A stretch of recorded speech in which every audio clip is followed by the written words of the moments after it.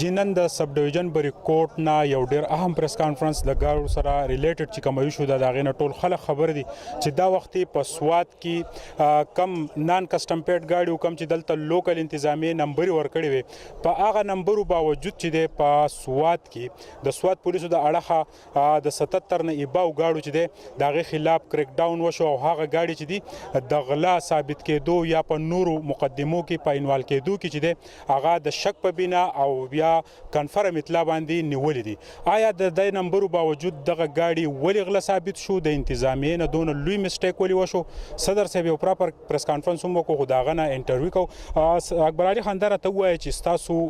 دلته کې د ملکن ډیویژن دا بارګین نه چې د فګر راته وخی چې دا سونه دی بده کې سونه خلک کار کوي او دا کاروبار نه سمره چولی چې دی هغه بلیږي د ملکن ډیویژن سره نن چې کوم خلک وابسته دي اندازتن تقریبا دا 50% خلک جی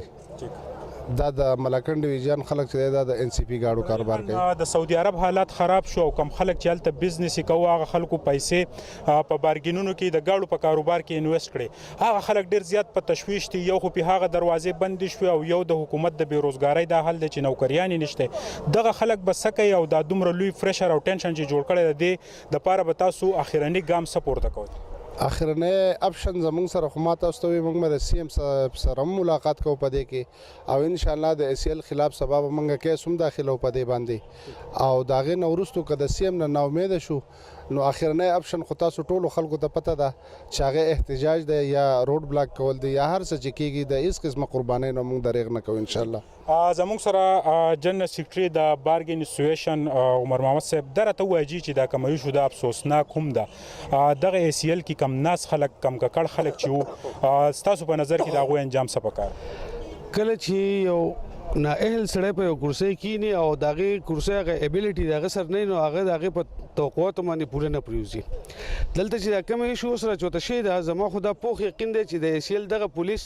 او نور د تړو د کوم خواره پولیس شری دم په دغه کې مولويست او دغه غلو سره جوړ دي کچره داسې نه وینو کله چې دوی غاړه چیکو په هغه وخت د قام ته ولې نه وی چې دا غاړه دغلا دي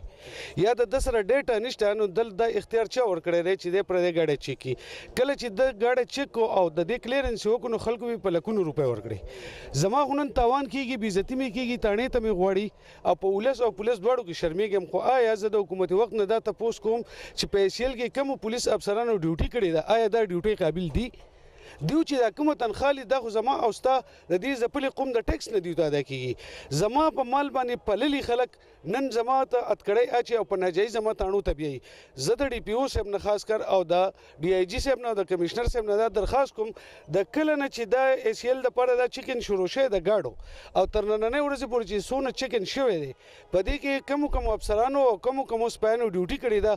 دغه مکمل نه اهل دي او د نوکری قابل نه دي جهان مننه